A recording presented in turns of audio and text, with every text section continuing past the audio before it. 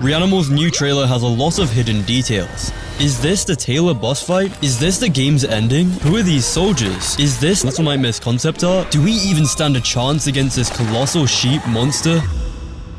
The trailer opens with a shot of the brother saving his sister from drowning. The boy emits the same red glow seen in this shot where all 5 children are seen sailing together. The colossal sheep likely started out as this little lamb, before the split transformed it into this grotesque creature.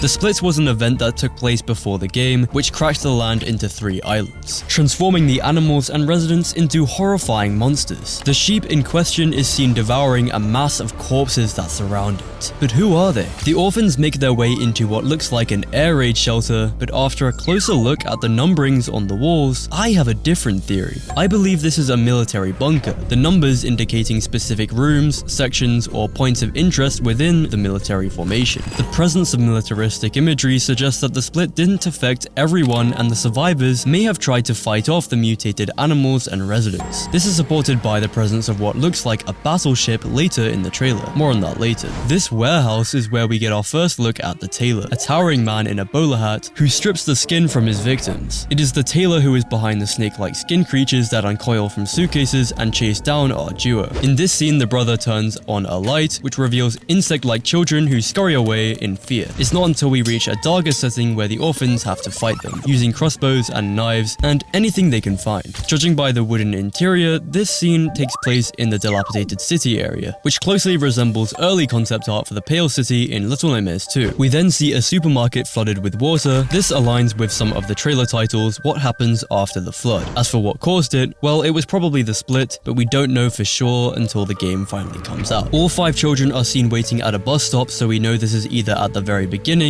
or the very end after we've saved them. Perhaps we are literally looking at the last shot of the game, in which the children, after escaping the islands, wait for a bus that will take them home for some much needed rest. We then see a shot of the battleship, which interestingly is surrounded by birds. You'd think that they would prefer the shelter and food that the island provides, so perhaps the battleship is covered with a sea of corpses, the people who laid down their lives after the split, trying to contain the chaos. This could explain the presence of the birds, as they would be feasting on them. This also has the narrative purpose of building suspense, as birds, crows specifically, are often associated with death. We get another look at the Tailor, who contorts his body to investigate the noise we are making. It appears that his residence was also flooded too.